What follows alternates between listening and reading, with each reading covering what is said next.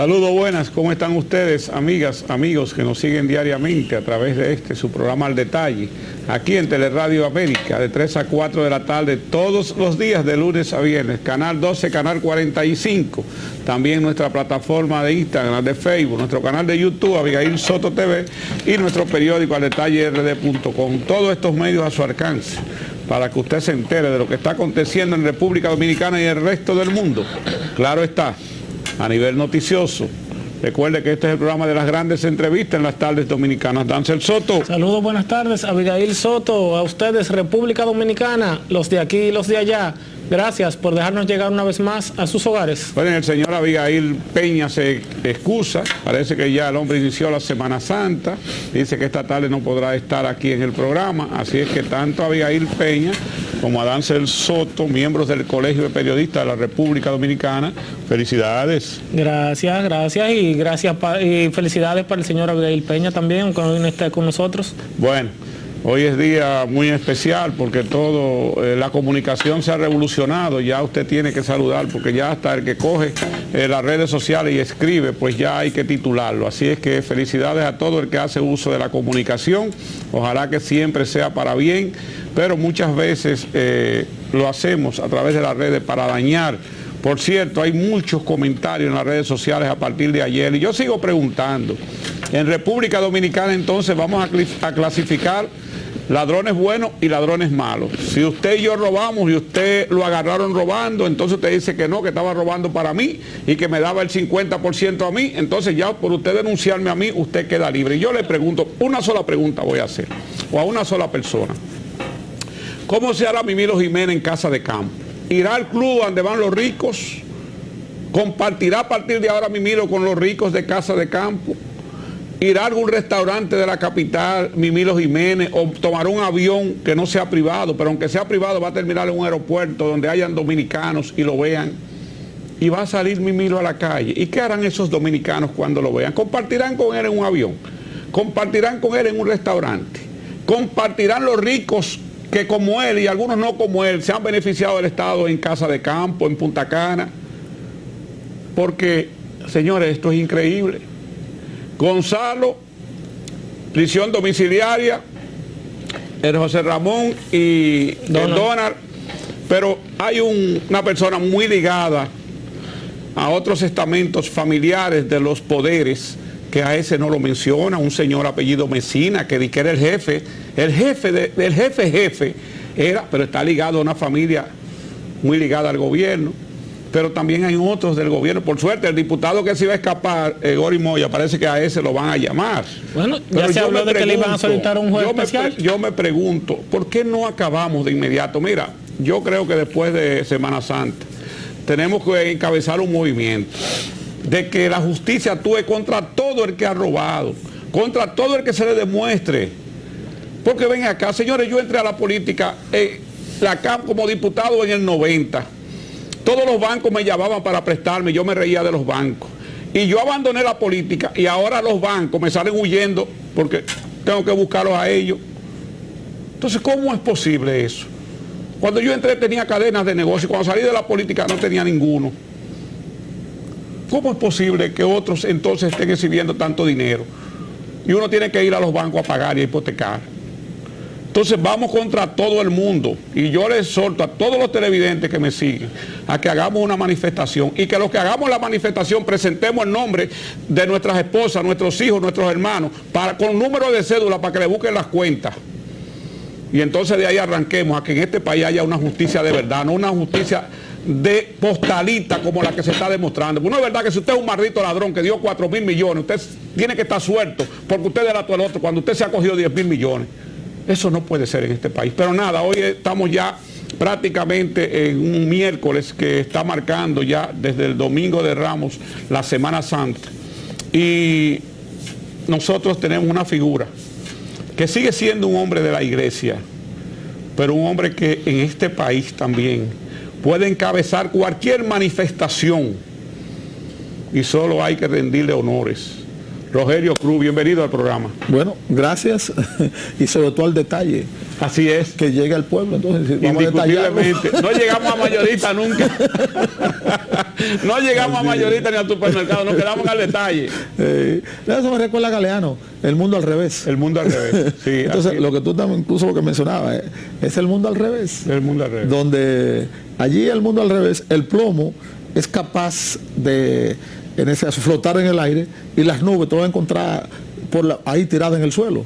Entonces, es lo que está pasando aquí en el país, es el mundo al revés. Es lo que está pasando y es lo que estamos viendo. Sí, exactamente. Rogelio, Semana Santa es un tiempo de reflexión, es lo que nos llama y nos dice y nos pide la iglesia. Tú, que han querido apartarte, pero eres un hombre de la iglesia y seguirás siendo un hombre de la iglesia. Ahora, te diferencias, igual que los que hemos estado en posiciones, de los que se han llevado la parte del pueblo. Tú te diferencias de esa iglesia que muchas veces no se compromete. Hoy, miércoles santo, ¿cómo tú ves la iglesia católica y la relación con el ciudadano y la ciudadana? Mira, la iglesia a nivel teórico de documentos tiene los mejores documentos. Si de momento que se quisiera hacer un trabajo como tiene que ser hecho. Hay que recordar que en los años 60 hubo lo que fue el Concilio Vaticano II. El Concilio Vaticano II, el Papa Juan XXIII dijo esto: hay que abrir la puerta a la iglesia, que entre el Espíritu y que esto hay que renovarlo y que el Espíritu se lleve lo que se tiene que llevar sin ningún problema. El Vaticano II entonces es aplicado cada 10 años en los continentes y en América Latina ha habido una aplicación de ese documento que hubo. La primera vez fue en Río de Janeiro. Ese documento en Río de Janeiro no tuvo mucha trascendencia. La segunda fue entonces en Medellín. Se conoce el documento Medellín. Y en el documento Medellín la iglesia católica, apostólica y romana, porque existen otras iglesias también, que nosotros queremos que solamente son los romanos, no. Existen otras denominaciones también fuertes también. La iglesia católica, apostólica y romana hace dos opciones fundamentales. Lo primero, ellos constatan esto. Asistimos a la terrible desgracia de que en América Latina los pobres son cada vez más pobres a costa de la riqueza de un grupito pequeño. Y por lo tanto la iglesia hace opción por los pobres, trabajar por los pobres. Por lo tanto ya no es cuestión de verlo, sino que es un mandato de ir, pero en primer lugar tú con una conciencia clara, pero no es solamente ir por ir, sino involucrarte en las acciones. Y tenemos ejemplos maravillosos, por ejemplo en América Latina, Monseñor Romero, que ahora el 24 acabamos de contemplar en ese caso su martirio. Romero, por ejemplo, Romero fue un obispo, estudió Derecho Canónico en Roma para ser un obispo tradicional. Un sacerdote amigo, Rutilio, en El Salvador, lo lleva y lo pone en contacto con los pobres y Romero comenzó su proceso de conversión hacia los pobres.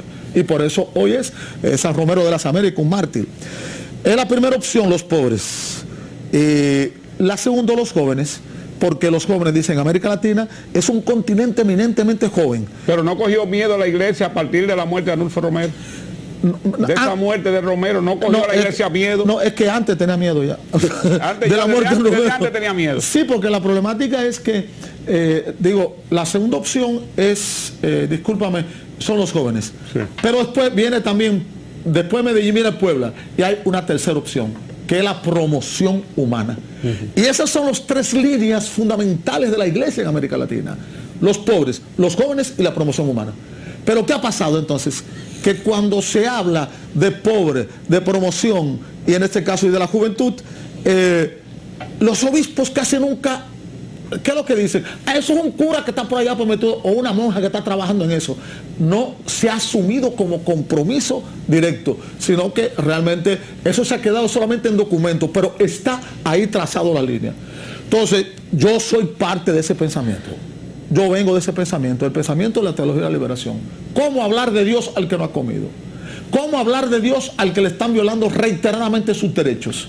¿Cómo hablarle de Dios a una persona en ese caso que hoy no tiene? Incluso la semana pasada para mí fue muy doloroso. Se me acerca una señora y me dice: Padre Rogelio, ¿usted nos habla de la misericordia de Dios? Y le digo yo: ¿y cómo voy a hablar de la misericordia de Dios si vino una señora ahorita y me dijo que no tenía ni siquiera para comprar receta a un hijo que le dieron una receta y no tiene? ¿Cómo hablar de la misericordia de Dios a ese padre de familia que salió con un empleo y no consiguió una para llevarle a sus hijos hoy?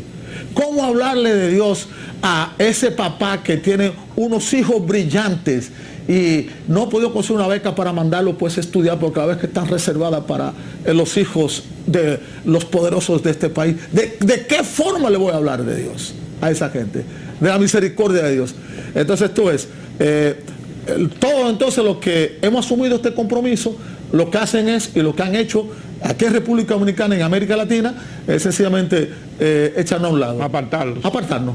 Y hacernos prácticamente la vida imposible. Pero aquí estamos, que es lo más importante, y con una conciencia clara de que esto tiene que cambiar, que es la única forma. Padre Rogelio, y entonces, ¿cuáles son las salidas que ustedes tienen? Porque dentro de la iglesia, prácticamente una lucha contra la iglesia no es fácil llevarlas a cabo. Entonces, ¿cuáles son las salidas que les quedaría a usted y a los abanderados que van en esa misma línea? Nosotros no estamos contra la iglesia, no estamos contra nadie. Estamos a favor de los pobres. Estamos con un compromiso donde quiera que vamos.